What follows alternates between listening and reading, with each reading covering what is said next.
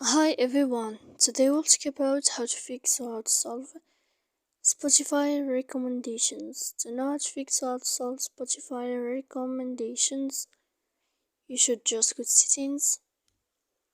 After that we click apps, default apps, app settings.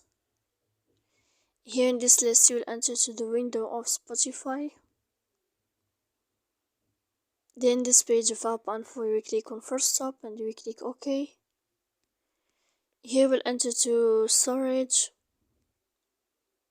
Then we click clear cache, but don't click clear data because that can give you or makes a lot of errors on your app, and in the end you can turn off your phone.